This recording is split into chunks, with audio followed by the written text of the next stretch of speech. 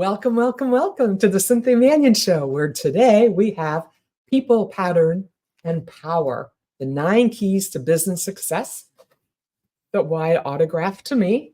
Cynthia, best wishes always, Wyatt Woodsmall. He is such a pleasure and so smart. Jeffrey Gittimore called him the smartest man in the world and is still using him as one of his trainers. He is a true pioneer in the field of neuro-logistics programming, NLP, and advanced behavioral modeling technology. Wyatt is known as the expert on experts. He has spent over 30 years decoding the secrets of success across various industries, from business to sports to personal development. We can all use some more of that because we're just getting better every day, aren't we? He's the co-author of the NLP classic, Timeline Therapy, and the first person ever to be certified as an NLP master trainer. Wyatt has mentored top influencers around the world. You won't even believe them all. And tonight, he's here to share his incredible insights with us. Please join me in welcoming Wyatt Woodsmall to the show. And there he is, the man, the legend, the myth, and you should really tap into his brain because it's amazing. So Wyatt, you are known as the expert on experts. How did you earn that title? And what does it mean to you? Okay, well, thank you, Cynthia. So, to understand that, we need to back up a little. So, you've already mentioned neuro-linguistic programming, and most people probably in your audience are familiar with it. Anybody that's heard of Tony Robbins, which is virtually everybody on the planet, has been exposed to NLP. And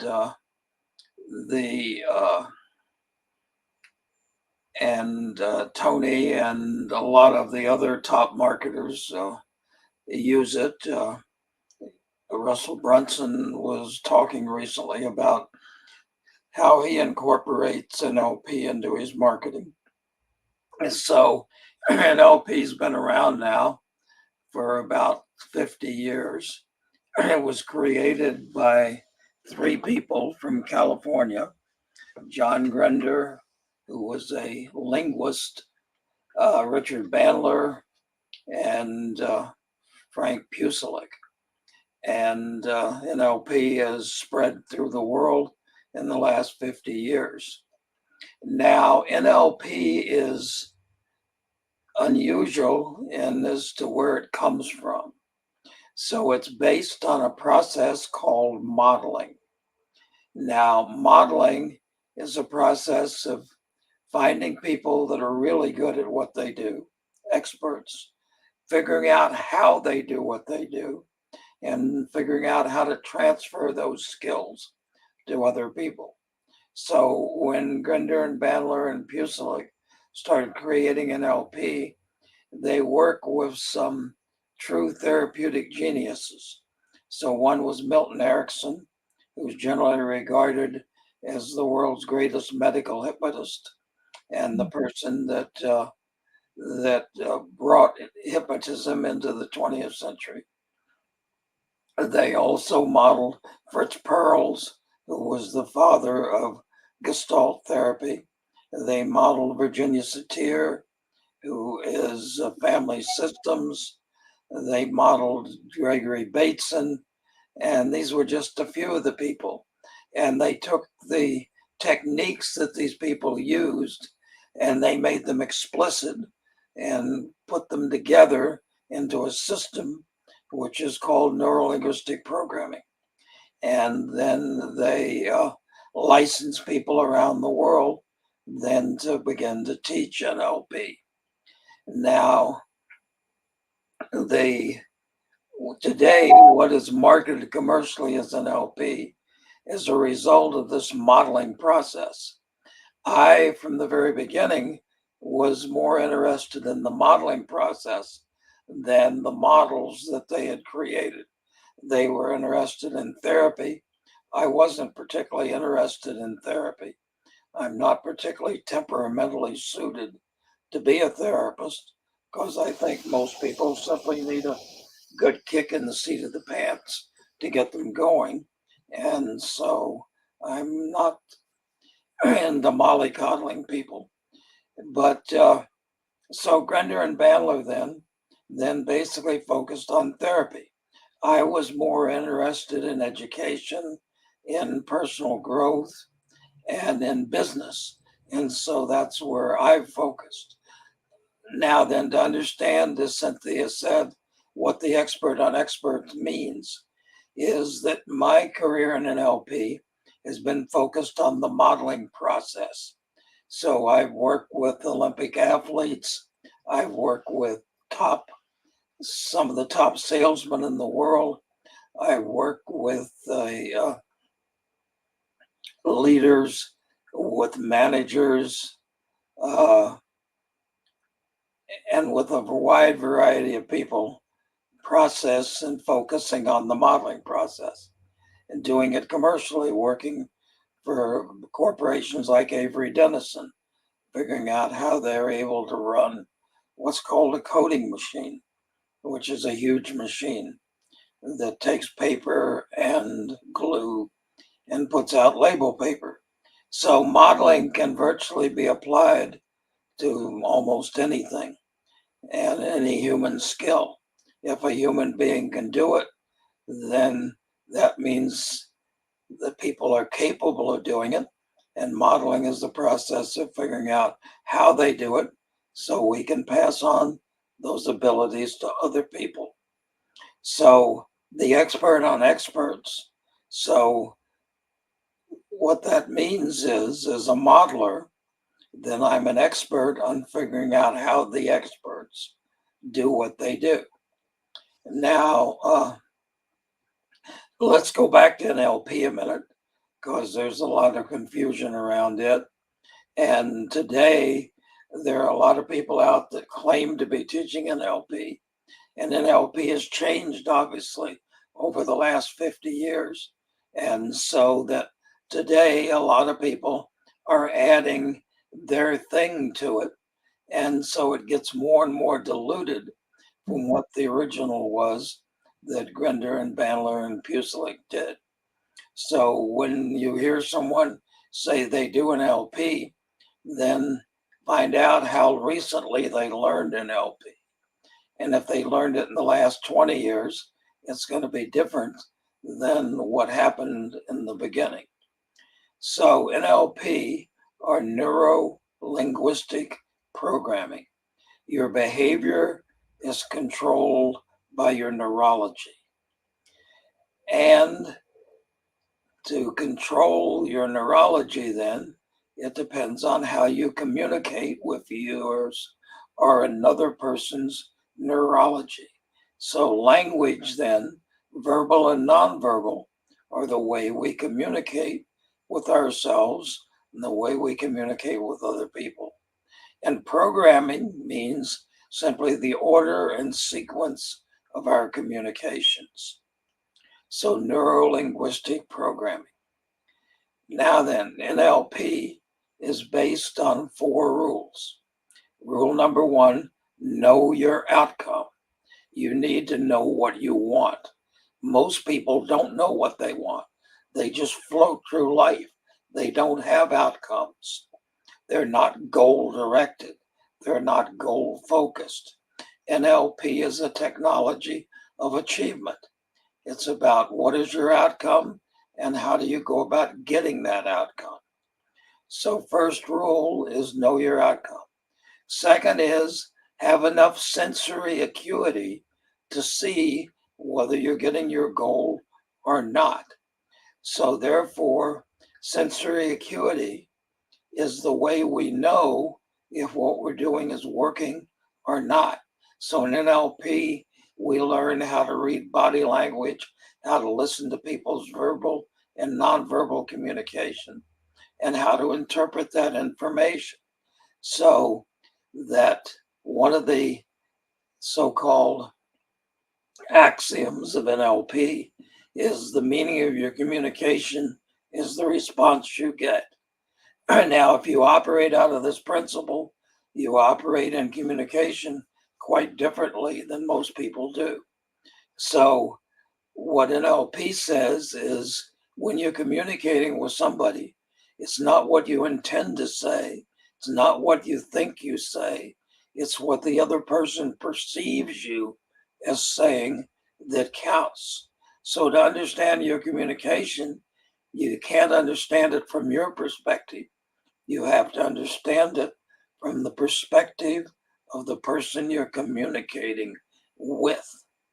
And if your outcome then is for them to change their behavior in some way or to continue their behavior, then that in order to achieve that outcome, then you've got to pay attention to the other person's verbal and nonverbal behavior. And if what you're doing is working, okay. If not, then you need to change what you're doing. So rule number 3 is flexibility of behavior. This comes out of systems thinking. And in any system, that element with the greatest flexibility of behavior will control the system. So that the more flexible you are, then the more successful you're going to be. So you got to know your outcome.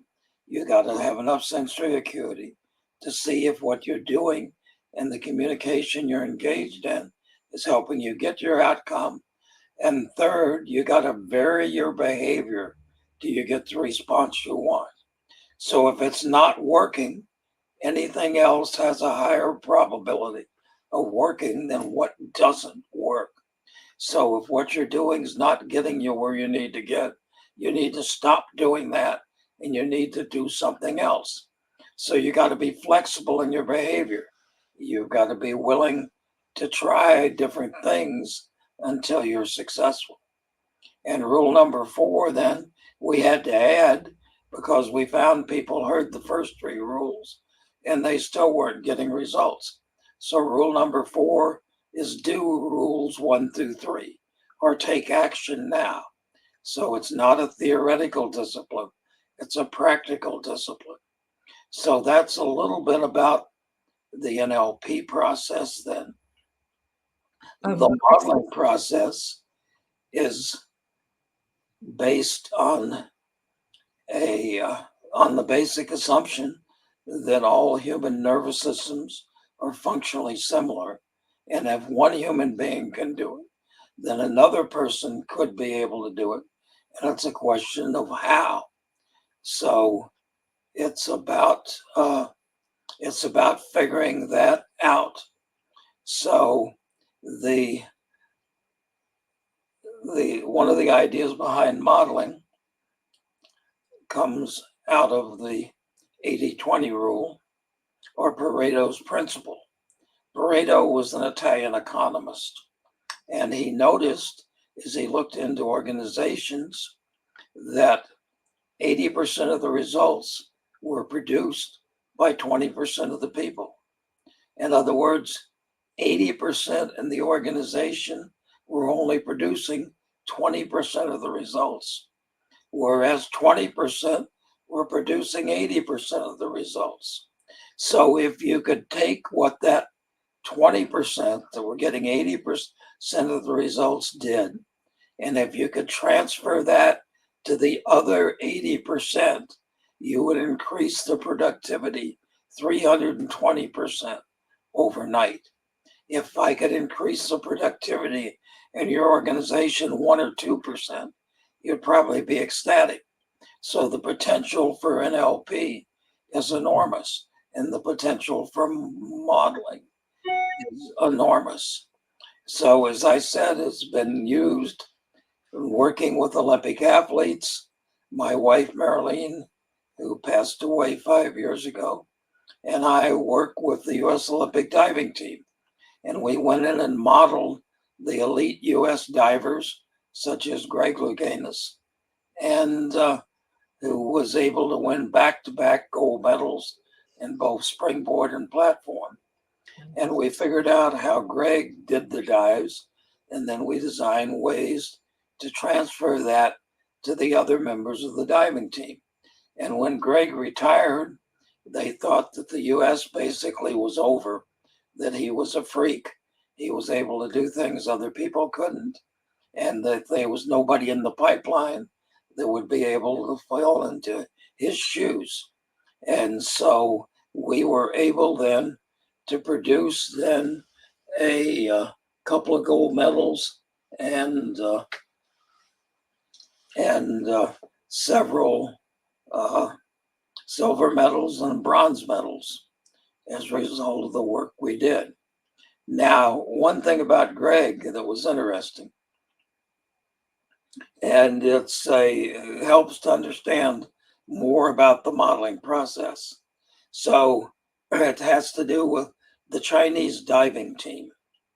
So a number of years ago, when the applications for the Olympics came in, there was an application from the Chinese diving team. And everybody said, well, wait a minute, there are no diving boards in China. The Chinese don't have divers. How can there be a Chinese diving team? Let's hope diving could be dangerous. Let's hope these people don't hurt themselves. So the Chinese showed up, and to everybody's amazement, not only did they have a diving team, they had a world-class diving team. They went from 0 to 100 seemingly overnight. And people started scratching their heads and going, well, how did they do this? How did they do this? Then they realized that at every national champion and international championship for the last 10 years, there had been some Orientals there with cameras taking pictures. And everybody assumed they were just Japanese tourists, since Japanese tourists always have a camera strapped around their neck. So everybody thought nothing of it, but they found out that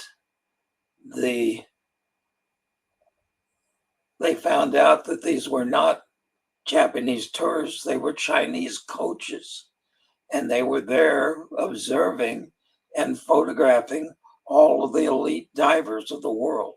And then they took these videotapes home and they then analyzed them frame by frame to see the exact sequence of movements that the divers were doing. And then they were in Chinese are a nation of copiers. So they're famous for being able to copy virtually anything. So that they decided they wanted to copy Greg. So to copy him, they broke down what he did step by step. And then they started training kids at a very young age to do dives that looked like Greg. And they got quite good at it. And so they could do dives that looked exactly like Greg. But, and this is the interesting part, they never could do a dive like Greg. Now, why is that? So what happens is they were able to copy the exterior. They were able to copy what it looked like. But they had no idea how Greg organized himself inside to go about doing that.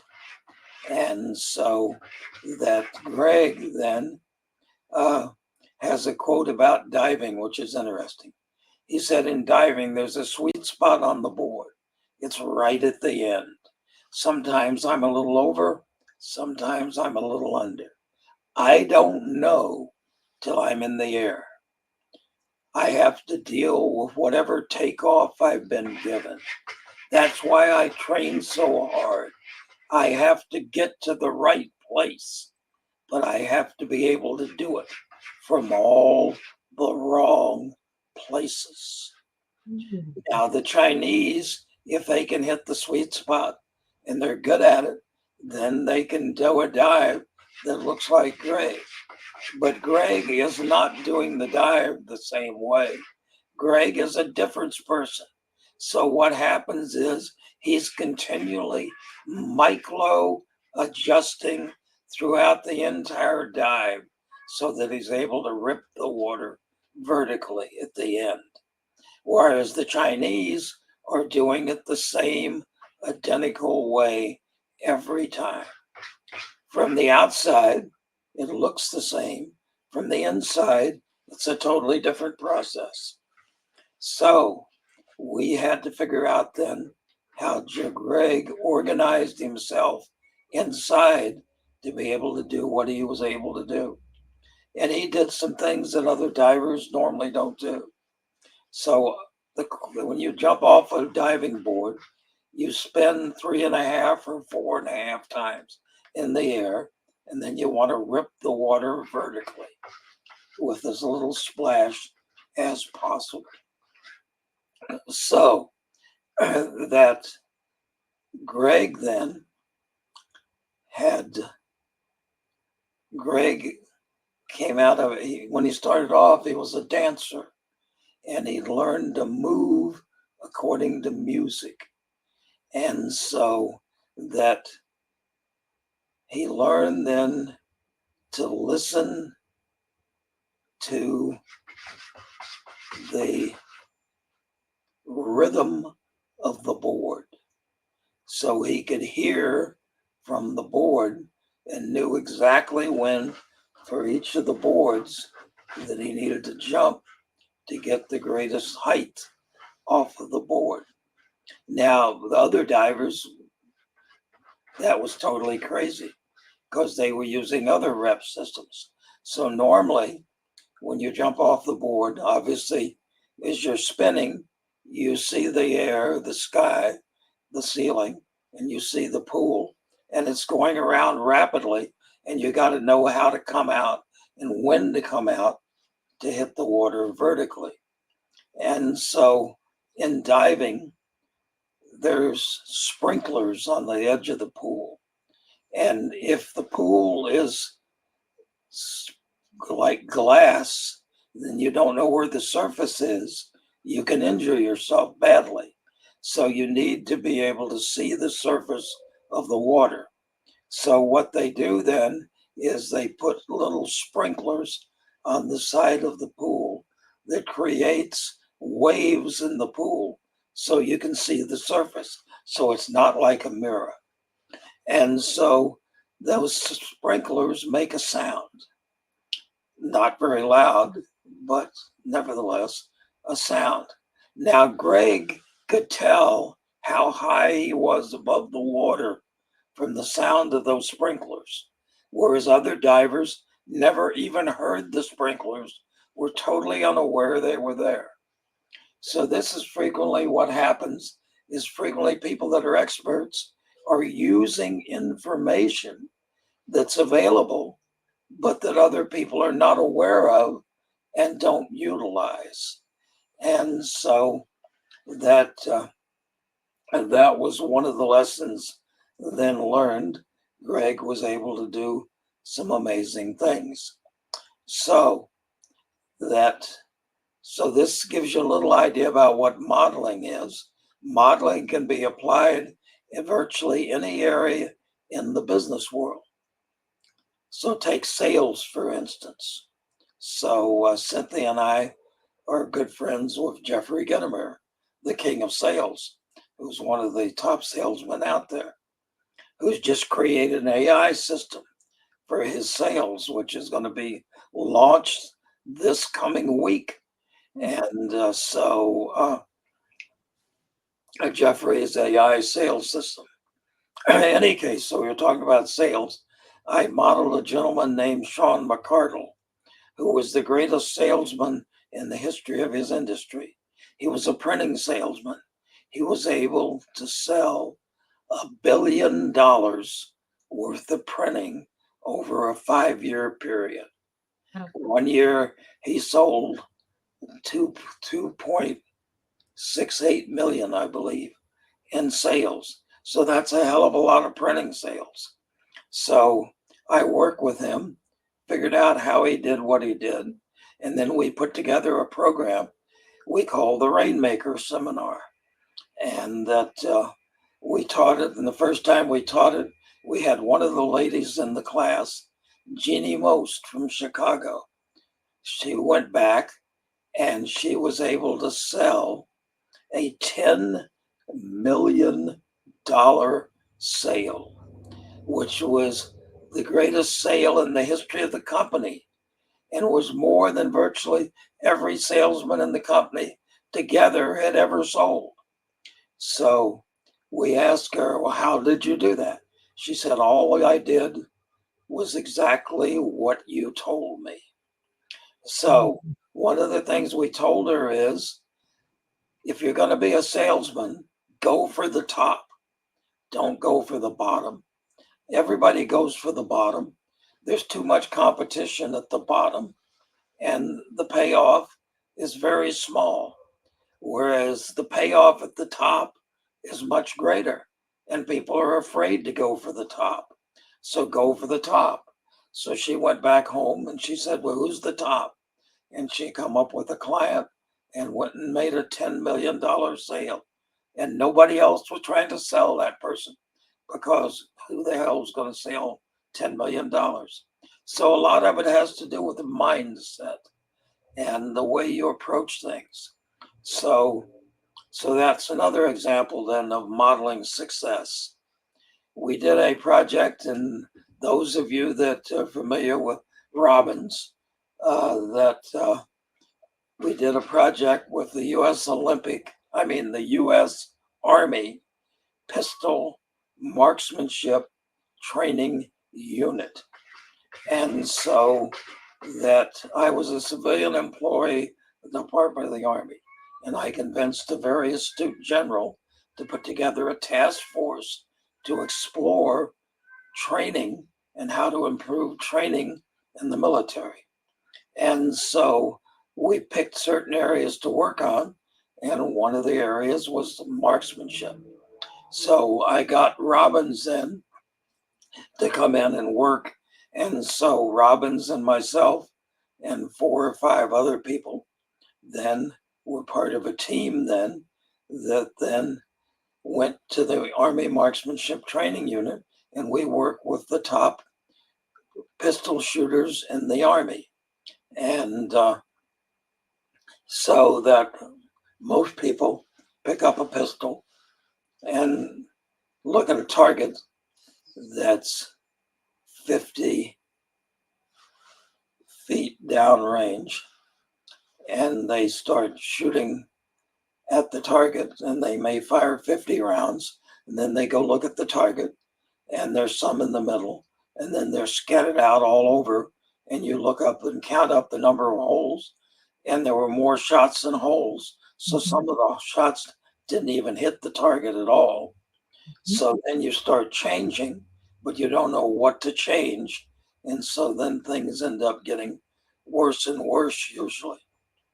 So what we did is then we took the top pistol shooters in the Army, and we spent several days with them and over a couple of times.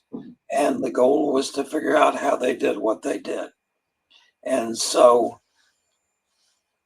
you would think, well, if you want to know what they do, ask them. Well, there's a problem with that. Experts don't know how they do what they do. They operate out of what we call unconscious competence. They're unconscious shoots. If you try to consciously shoot, you're not going to be successful. But if you can train your unconscious, then you're going to be successful. So that the unconscious so the way you train the unconscious is quite different than the way you train the conscious mind. So we then had to figure out unconsciously what were they doing.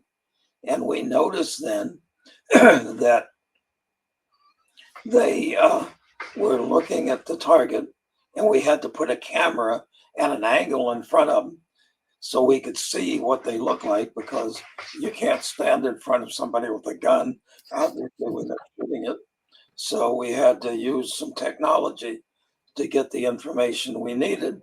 And we noticed that right before they shot, that their eyes were doing something, and that all of them were doing the same thing. but other shooters weren't doing that.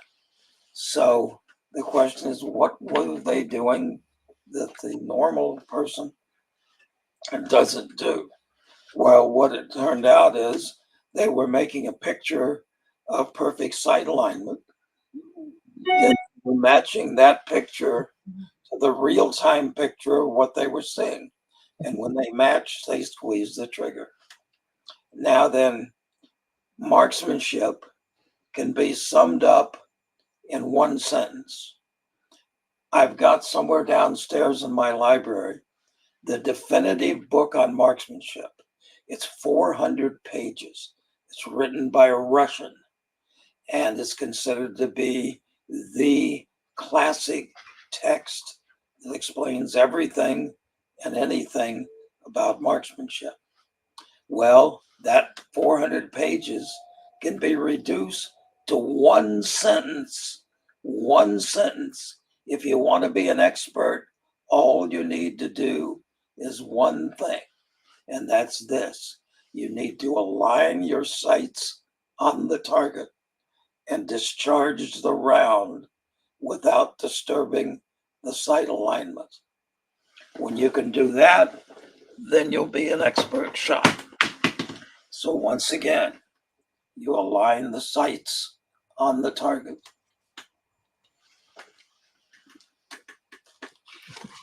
And then once you've got them aligned, then you have to squeeze the trigger without disturbing the sight alignment.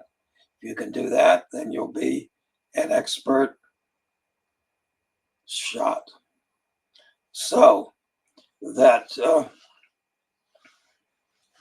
so once we figured that out and some of the other things about marksmanship, then we had to.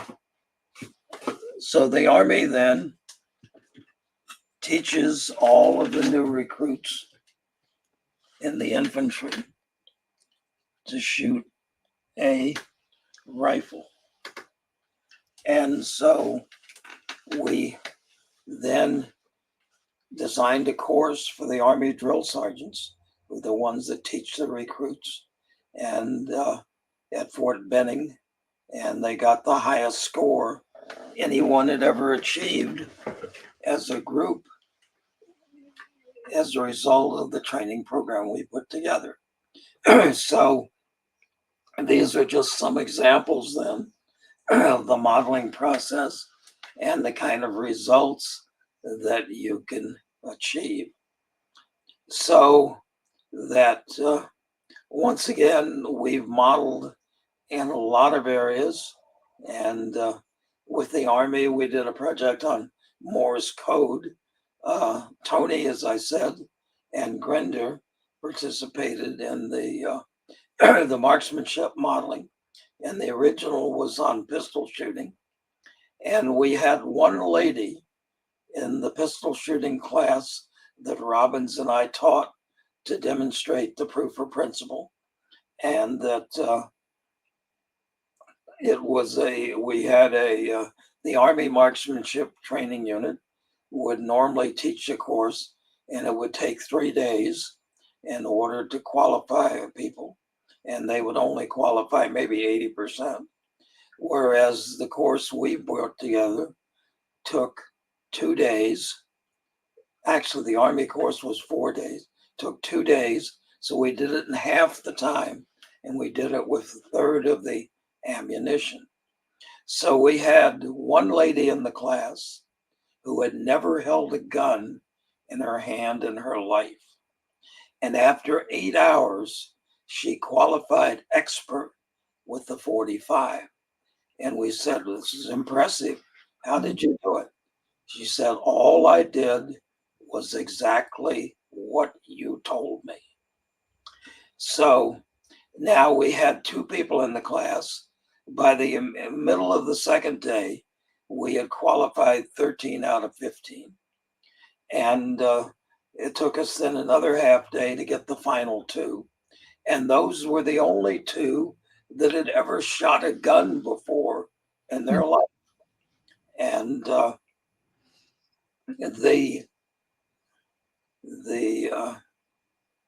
and they'd learn bad habits.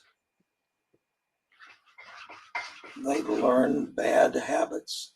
So a general rule is it's much more difficult to unlearn than to learn. So you need to learn it right the first place. If you run it wrong to start with, then you're going to have to unlearn and relearn. And that's difficult.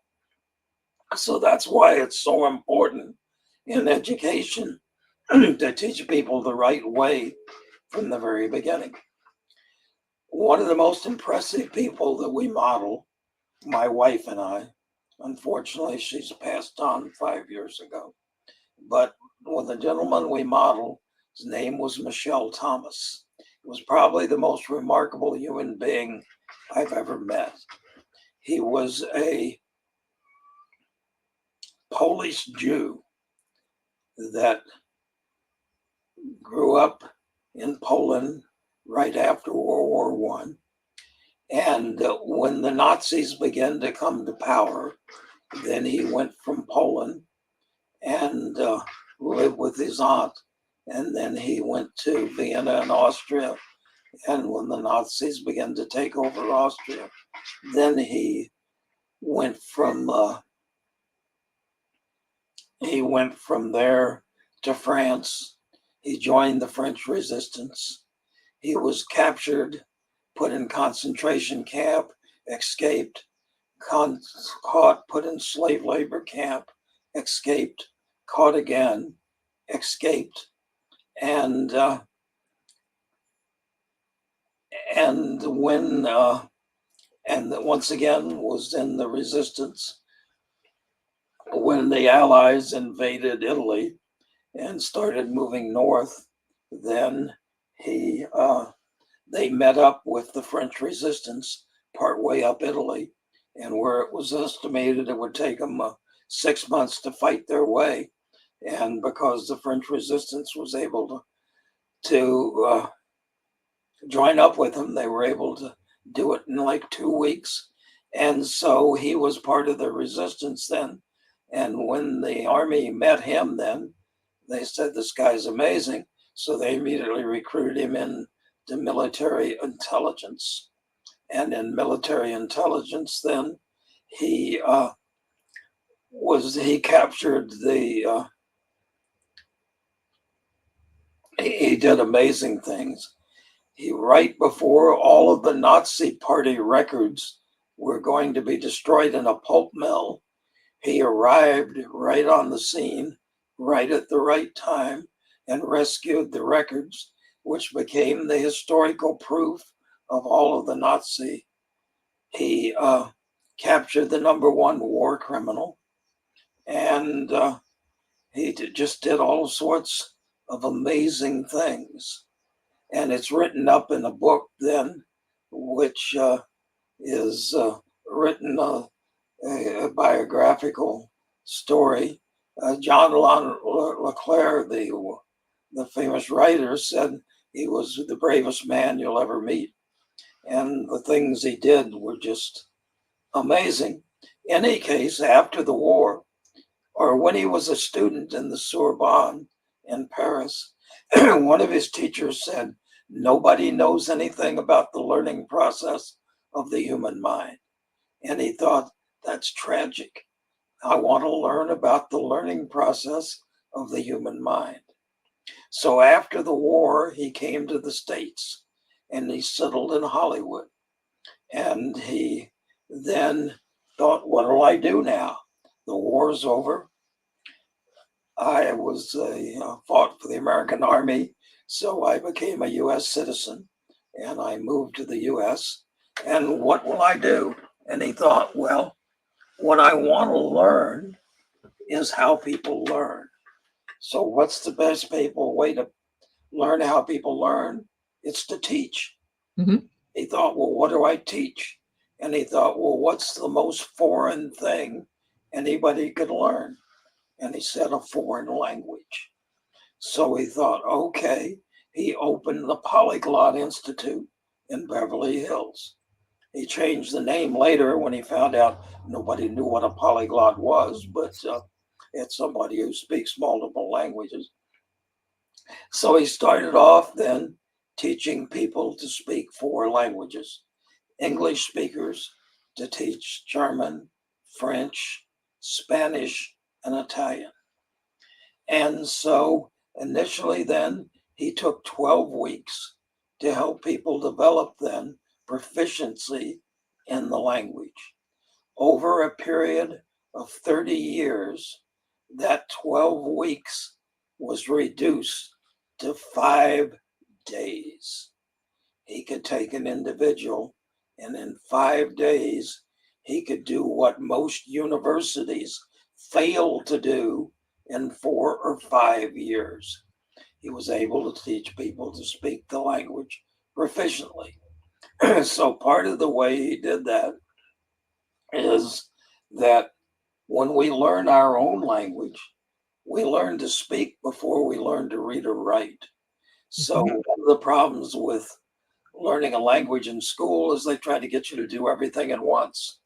So that if you can speak the language, then you can learn to read and write it.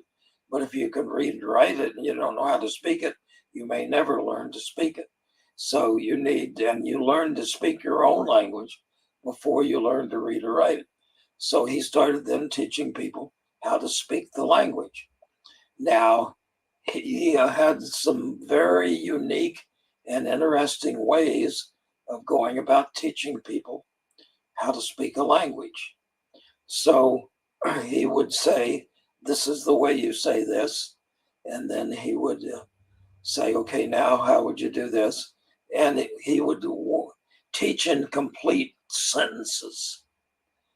One of the problems is when you pick up a college textbook, then you run into this thing called grammar. So they're trying to force everything. The Greeks invented grammar. And ever since, everybody's been trying to force everything into the Procrustean bed of grammar. Hmm. Well, when you learn to speak, you learn grammar as you're going along. You don't learn grammar first and then learn to speak. You Grammar is a generalization then. So he started teaching people to speak the language in complete sentences. And if you was this was what was really interesting. If you made a mistake, he didn't correct you because we remember our mistakes better than we remember what's right. Hmm. And so if you made a mistake, what he would do is he would note, oh, they made a mistake. What was it that they didn't understand? And then he would go back and reteach what you had missed without you knowing it. And then he would come back later and then he would give the sentence again. And people go, oh, I made a mistake. Last time I said this, of course it's this. So that they were self correcting rather than him then telling them. So that was just one of the things. What was amazing is so at the end of the first day, he would say, okay, when you go home, I want you to go home. I want you to get a good night's sleep. I don't want you to practice. I don't want you to be thinking about what we did here today. When you come back tomorrow, I expect that you won't remember anything, and that's okay. And people would come back the next day, and not only would they not remember, it wasn't a case they didn't remember anything, they remembered virtually everything. And so then he would keep building on that. So over 5 days, then he would get people to where they could be proficient in speaking the language. And so that this was a critical, which is a big, I mean, it was a critical difference from most of the, what we call the diseducational system, which is continually beating you up for your mistakes. And anyway, so I could go on and on and on. And Brilliant, brilliant. We do have a question from our audience from Grace Cavalieri. She wants to know, are you satisfied with your life's work? Am I satisfied with my life work? Yes, Wyatt. I'm satisfied with some of the things I've done, and I'd like to do more. So it's difficult to sell modeling projects, and I'd like to do more modeling projects. And I'm doing modeling in various ways. So as I watch people online, or as I notice people, then I try to figure out how they do what they do. And so that it's exciting. And Yeah. so I mean, I get to meet people that you would normally never meet in your life, who are amazing people, who are experts, like Michelle, like Olympic athletes, like business people, like leaders, and so anyway, so we're You also do fun stuff. We got a couple pictures to put up. You've had some exciting times. You were recently in Egypt. You teach courses all over the world. okay. I've trained in 23 countries on 5 continents. And I've done, as Cynthia said, a lot of work in the Arab world over the last 10 years. And recently I was in Egypt. And so I've got many students. As I said, I've trained in 23 countries, and I think about 8 of them are Muslim countries, from Malaysia to Turkey to Syria to Saudi to Bahrain to Oman to Morocco to Algeria. Anyway, so we it's put a couple of those pictures up on the screen. been One of his students receiving their diploma for going through, and then the picture of Wyatt in Egypt with the pyramid behind him. Look, here's some happy students with their diplomas after finishing their NLP course, and there's Wyatt in the middle. the guy with the beard. That's the one. And then just recently he was in Egypt. Look at this. How long were you in Egypt? And did you go in the secret caravans or down the tunnels where people don't know what happened down there? Well, I was in Egypt for 2 weeks on an amazing trip. And so just in March, he was just there. And then he likes to hike. He's a big walker. We've got a couple hiking pictures here. I've been to Egypt several times, and and this is a picture of Great Falls, which is in about 10 miles from where I live on the Potomac River. And Cynthia and I are there. So staying healthy. You have to stay healthy when you're going to be this brilliant. So Egypt. You want to talk about Egypt for a minute, and then I have a couple other questions. So Egypt is an incredibly fascinating place. So what happened was that John Anthony West is famous for disputing the age of the Sphinx and probably the pyramids also. So he had read one line from Swallow de Lubitz, who wrote tons of stuff. And this one line was that it's obvious that the weathering on the side of the Sphinx is caused by water and not by wind and sand. So he then brought in Robert Schlock, who was a Yale-trained geologist, and brought him to Egypt and had him look at the weathering patterns. And he confirmed, yes, that Swallow de Lubitz was right, that it was caused by water. But when was there enough water in the desert? And for the water in the desert in the Sahara would have been like 10,000 years ago. So it's obvious then that the Sphinx was far older than the current dating that the Egyptologists use.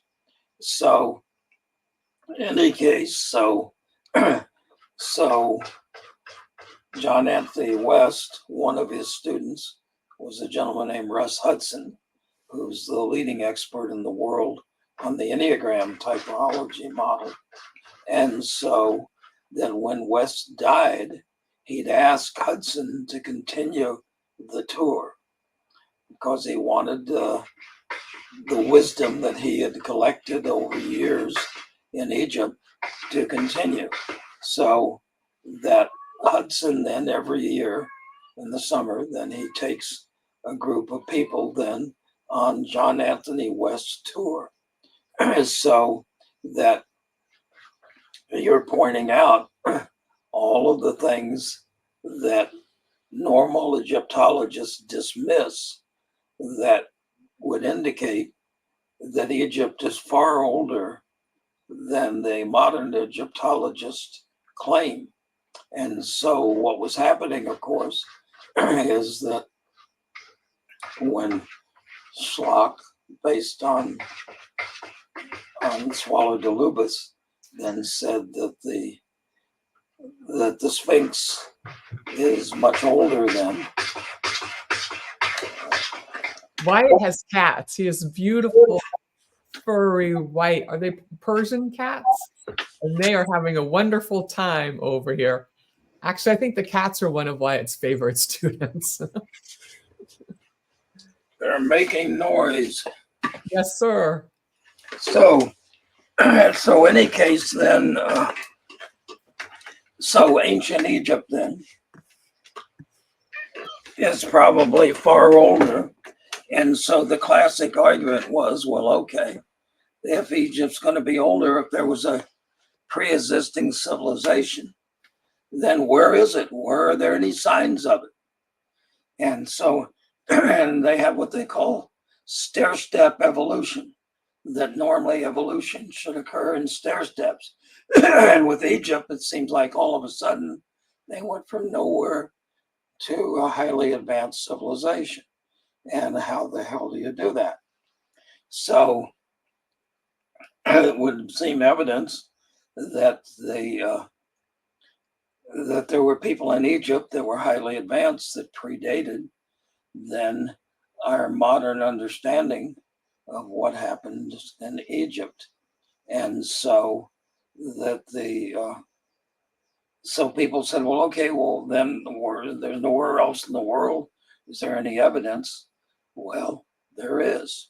So what happened was then Göbekli Tepe in Turkey, then, which is the oldest temple in the world then, was discovered.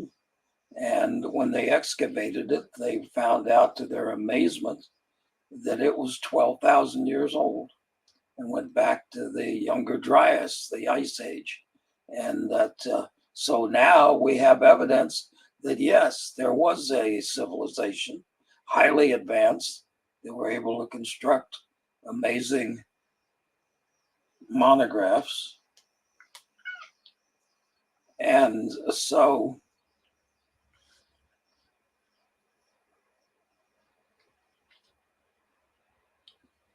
we're about to have a cat. Oh. Okay, so anyway, so that Göbekli Tepe then is evidence. So there's probably then evidence of the ancient civilizations in Egypt are probably underneath the Nile. And so anyway, we could go on, but Egypt was fascinating. The trip was amazing. We got to spend an hour in the dark in the King's Chamber of the Great Pyramid. We got to lie in the sarcophagus in the King's Chamber. We got to go to the Great Sphinx at dawn and get to see the sun come up then. Ooh, between the paws of the Great Sphinx. And anyway, so we could go on and on. Justin has a question. Okay, so what is the bottom line of all of this is? The bottom line is that quality NLP is worth studying, and that modeling is a technology that could revolutionize education. In the ideal educational system, you would figure out who the experts are, you would figure out how they do what they do, and you would teach children to be able to do that. And you would use Michelle's methods, and the world would be a lot better place. So, okay, I see we're running down to the end of our time. Two more questions, please, sir. One from Justin Bennett from the audience. Who are some of your favorite students that have taken your teachings and expand on them? Justin, I appreciate you being here.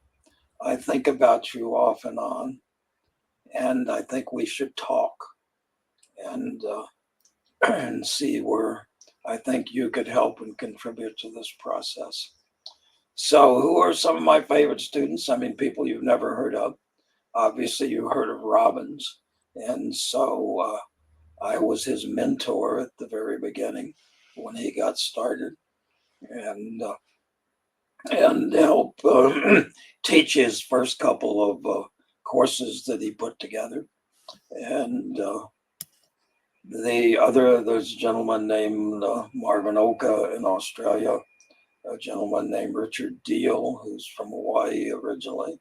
Marvin was from Hawaii originally. Dharma Gaines, Bert Feustel in Germany, Henry Lydiard in the UK,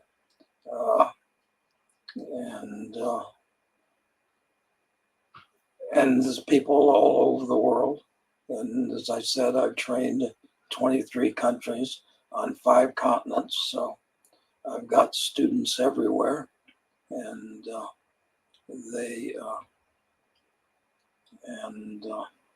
so anyway, those are some of the names that Thank you.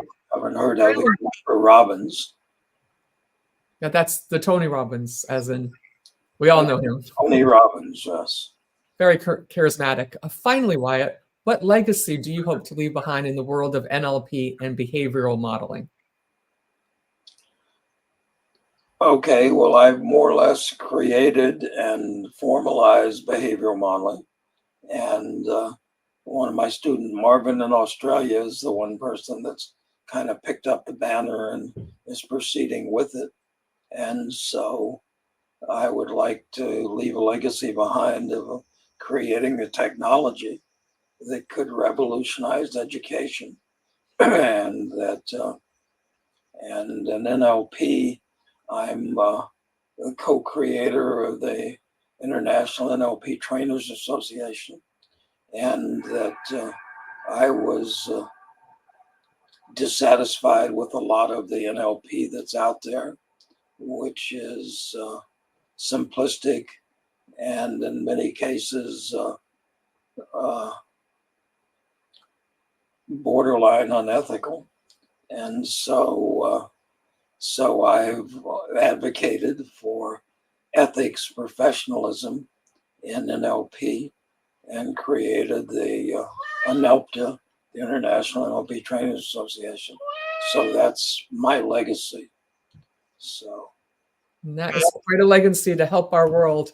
If you want to pick up People Pattern Power, you can do so on Amazon. And Wyatt has a website that we'll put up for you. He has amazing information. There's a lot of good YouTubes that you can watch. And he has some classes and courses and a new book coming out. So stay tuned for Wyatt Woodsmall and soak up all of this wonderful energy and all of this NLP to make yourself and others a better person. Understand what you could be doing every day to be a little better. Thank you very much and have a wonderful, wonderful day. Thank you, Wyatt. I'm okay. You're okay. We're amazing. We're amazing, yes. So Wyatt, if you stay on, we're going to sign off and